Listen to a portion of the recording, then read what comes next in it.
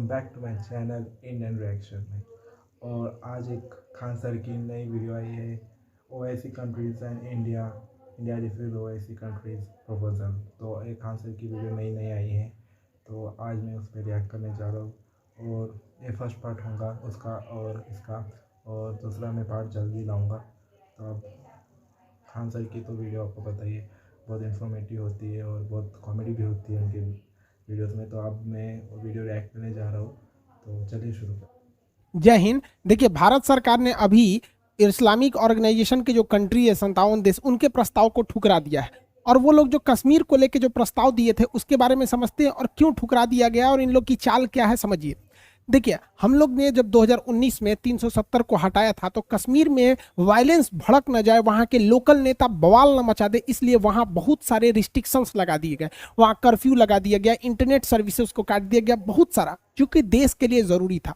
हमको ये समझना जरूरी है कि हमारे देश की जनता जरूरी है, लेकिन जब देश की बात आती है तो जनता से ऊपर देश हो जाता है। लेकिन सरकार ने सदन में खड़ा होकर कहा था कि जिस समय वहां की मिलिटेंसी कंट्रोल हो जाएगी, धीरे धीरे वहां कश्मीर को एक पूर्ण राज्य की दर्जा दे दिया जाएगा। यूनियन टेरिटरी में जनता के पास सरकार तक आवाज पहुंचाने के लिए उतना ज्यादा रास्ते नहीं रहते हैं जितने की मतलब एक असेंबली वाले स्टेट में रहते हैं जिनका पूर्ण राज्य का दर्जा होता है। तो सरकार इसको देख रही थी और पिछले 1-1.5 साल से आप देखेंगे जम्मू कश्मीर में पत्थर वाली बात या फिर मिलिटेंसी काफी कंट्रोल हो गई थी।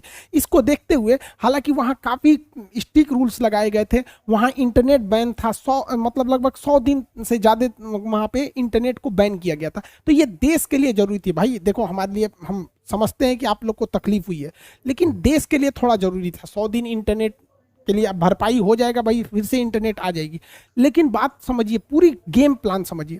जैसे ही सरकार ने कश्मीर के नेताओं को मीटिंग के लिए बुलाया, भले इस कोरोना के दौर में मोदी जी या कोई भी बड़े नेता लोग मास्क नहीं पहने थे, ये इन लोग की गलती थी। देश में अभी भी कोरोना इतना कंट्रोल नहीं हुआ है कि ये बड़े लीडर है। महाराज, आप लोग को देख के देश सीखता है। देख रहे हैं महबूबा मुफ्ती, महिलाएं इस मामले में ठीक रहती हैं, सब फोटो वोटो खिंचवाने में। अब यहाँ इन लोग को मास्क पहनना चाहिए। लेकिन टॉपिक पे आते हैं, समझिए। तो जब ये बात चल रही थी कि कश्मीर को अब पूर्ण स्टेट दे दिया जाए, तो सारे लोग लगभग सहमत हो गए थे। अब सरकार भी चाहती है कि जो कश्मीर के लोग हैं, जो आतंकवाद के रास्ते को छोड़कर भारत के लोकतंत्र में विश्वास किया, भारत के साथ जुड़े रहे, उन लोगों की भलाई के लिए वहां पे पूर्ण स्टेट दिया जाए। देखिए, 10-20% वहां पे मिलिटेंट्स की वजह से सारे लोगों को तकलीफ झेलनी पड़ रही थी, जो सही नहीं था। तो गवर्नमेंट ने एक अच्छा स्टेप लिया कि वहां कहा कि अब असेंबली बनेगी, वहां के लोगों की जरूरतों को ये लोग ठीक करेंगे। अब कश्मीर का मामला कश्मीर में सुलझ जाए। जैसे बिहार में कुछ होता है तो पटना में वहां विधानसभा है, वो लोग देखते हैं। अब बिहार की समस्या को आप ले जाएंगे दिल्ली में, तो पता चला 2020 में समस्या आएगा तो 30 में सुलझेगा। वैसे भी वहां बहुत लेट से सुधरता है कोई भी चीज। तो लेकिन असेंबली बहुत ज्यादा जरूरी है। जैसे ही सरकार ने स्टेप लिया, इन लोगों को लगा कि भैया मेरी दुकान तो बंद हो जाएगी, क्योंकि अगर अंधेरा खत्म हो जाएगा तो इनका टॉर्च कैसे बिकेगा। ध्यान से समझिए, अगर कोई आपको अंधेरे से डरा रहा है, मतलब वो टॉर्च बेचना चाह रहा है। अगर कश्मीर में ये लोग नहीं चाहते हैं कि कश्मीर के लोग खुशहाल रहें, क्योंकि कश्मीर के लोग खुशहाल हो जाएंगे तो इन लोग की दुकानें बंद हो जाएंगी। जैसे कश्मीर की लोगों की बात भारत सरकार करने आई, इन लोगों ने बम फोड़ना चालू कर दिया।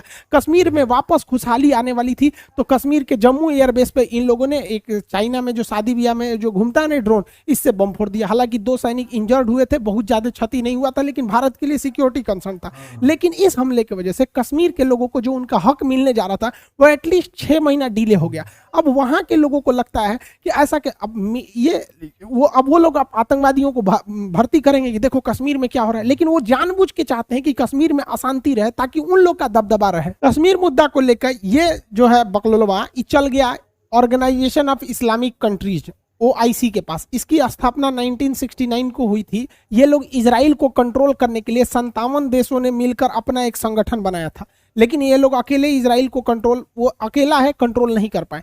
अब ये चला गया वहां पर, कहा गया कि कश्मीर के मुद्दा को सॉल्व कर दीजिए। अब खुद से जरा सोच के देखिए कि ये 57 देश मिलकर फिलिस्तीन में सीज फायर नहीं करा पाए, तो या क्या कश्मीर में ये लोग आके 370 को वापस ले आ पाएंगे? इनके कहने पर 300 कश्मीर इनके हिसाब से चलेगा? नहीं।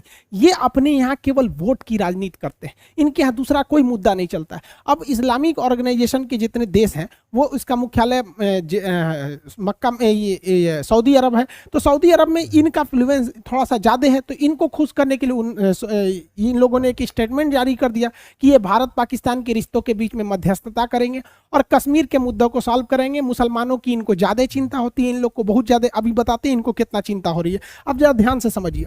सबसे पहला बात कि कश्मीर मुद्दा में इन लोग को इंटरफेयर करना ही नहीं चाहिए, इससे पाकिस्तान को लॉस होगा। समझिए, 3-4 चीजों को ध्यान से समझिए। यूएन ने डिक्सन आयोग का गठन किया था। यूएन का डिक्सन आयोग ने कह दिया है कि पाकिस्तान और कश्मीर जो है ये इंडिया पाकिस्तान का इंटरनल मैटर है। तो भैया वो आप लोग को इंटरनल मैटर में क्या जरूरत है इंटरफेयर करने की? इंटरनेशनल कम्युनिटी को इंटरनल मैटर में नहीं करना है। दूसरा, यूएन की पीस कीपिंग फोर्स भारत में ऑलरेडी रहती है, वो श्रीनगर में भी उसका हेड ऑफिस है और इस्लामाबाद में भी है। तो यूएन देख रहा है तो ये अपने आप को यूएन से भी बड़ा समझने लगे हैं। और पाकिस्तान ने 1972 में जब वो ये बांग्लादेश हार गया था, पाकिस्तान कहता है कि हम कश्मीर वापस लेंगे। अरे बैल कहीं का, तुम्हारा बांग्लादेश चल गया, पूर्वी पाकिस्तान तुम्हारा ही था, चला गया। तो जब हम लोगों ने उसके 93,000 फौज को पकड़ लिए थे, ये लोग गजवाई हिंद करेंगे लोग साले, ये लोग अभी भारत को जीतेंगे। 93,000 फौज को हम लोग मार मार उसको गाय गोरू की तरह बांध के रखे थे लोग। तो जुल्फिकार अली भुट्टो के साथ समझौता हुआ शिमला एग्रीमेंट, जिसमें कहा गया कि हम आपके 93,000 फौज को छोड़ेंगे एक ही शर्त पे कि आप कभी भी कश्मीर मुद्दे को इंटरनेशनल लेवल पे न ले जाके बायलेटरल यानी द्विपक्षीय सुलझाएंगे। तो इसका मतलब ये शिमला समझौता का उल्लंघन है। तो शिमला समझौता में ही कहा गया था कि हम लोग की जो बाउंड्री बनाई गई है एक्चुअल कंट्रोल अभी तत्काल के लिए यही है। तो अगर आप इसको इंटरनेशनली उछालेंगे तो हम लोग इधर घुस जाएंगे। इसका मतलब पाकिस्तान न्योता दे रहा है कि हम शिमला समझौता तोड़ेंगे, इसे इंटरनेशनल मुद्दा पे ले जाके, तो आप ये बॉर्डर तोड़ के घुस जाइएगा अंदर। तो भारत के लिए क्या दिक्कत है? हम लोग तो इंतजार में बैठे हैं।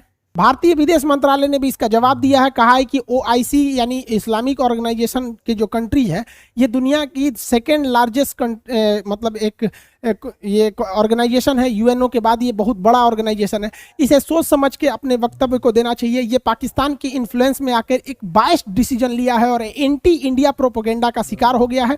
यहाँ के जितने देश हैं, ज़्यादातर देश कश्मीर के इशू पर भारत से कभी खुलकर नहीं कहते हैं। ये भारत के पास आते हैं तो कश्मीर मुद्दा इनसे रहता ही नहीं है। चाहे वो मोदी जी की मुलाकात UAE में हो, सऊदी अरब में हो, बहरीन, कतर, कहीं से भी हो, वो लोग के सामने ये मैटर ही नहीं रहता है। ईरान ने भी कभी कश्मीर के मैटर पे इंटरफेयर नहीं करता है। तो इन लोगों ने स्पष्ट कह दिया और इन्होंने भी कह दिया कि आपके कहने न कहने से कश्मीर में कुछ नहीं हो सकता है। कश्मीर में वही होगा जो भारत की संसद चाहेगी। और इस्लामिक ऑर्गेनाइजेशन और इस छर्रे को समझाने के लिए एक बात बता देते हैं कि भारत में पूरी दुनिया के 10% मुस्लिम रहते हैं और बहुत खुशहाल ढंग से रहते हैं। भारत में 14% मुस्लिम रहते हैं, जो संख्या में देखेंगे तो लगभग 20 करोड़ हो जाते हैं। इसके यहाँ 21 करोड़ मुस्लिम रहते हैं और भारत में 20 करोड़ मुस्लिम रहते हैं।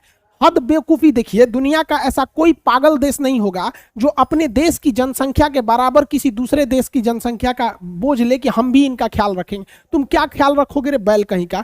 भारत में इन लोग का कहना है कि मुस्लिम में माइनॉरिटी में है, तो भैया यहाँ पे जैन माइनॉरिटी है, बौद्ध माइनॉरिटी है, ईसाई है, सब बहुत माइनॉरिटी के हैं यहाँ पे। तो गाइस ये था वीडियो, अभी एक हाफ पार्ट हुआ है, अभी सेकेंड पार्ट में लाने वाला हूँ जल्द। तो खान सर का जो बोलने का तरीका और जो इन्फॉर्मेशन देते हैं उससे मतलब सब इतना आसानी से पता चल जाता है कि क्या हो रहा है देश में और क्या नहीं। तो खान सर की वीडियोस तो मैं देखता ही रहता हूँ, क्योंकि मैं भी UPSC प्रिपरेशन करता हूँ तो मुझे पता है खान सर। तो मतलब कश्मीर में अपने से मुझे हटाया गया आर्टिकल, तो उससे कश्मीर में थोड़ा डेवलपमेंट भी आएगा धीरे धीरे, तो मतलब हो ही जाएगा। और फिलहाल अभी तो ड्रोन अटैक हुआ जो बोलते पाकिस्तान ने किया है, क्या वी डोंट नो, बट देखिए उसके ऊपर क्या होता है। और OIC जो मेम्बर्स है तो भारत को बोल रहे हैं कि आप कश्मीर में हमें इंटरफेयर करने दें। तो शिमला जो समझौता हुआ है उससे कोई भी दूसरा देश इस मामले में नहीं आ सकता। तो पाकिस्तान को भी सोचना चाहिए कि ऐसे कैसे वो कर सकते, दूसरे बायलैटरल इशू को कैसे वो इंटरनेशनल मुद्दा बना सकते हैं। आई डोंट अंडरस्टैंड, बट फिर भी आगे की वीडियो देखिए बाद में, और उसका सेकेंड पार्ट आप जल्दी आएगा, तो आप जरूर सब्सक्राइब करिए।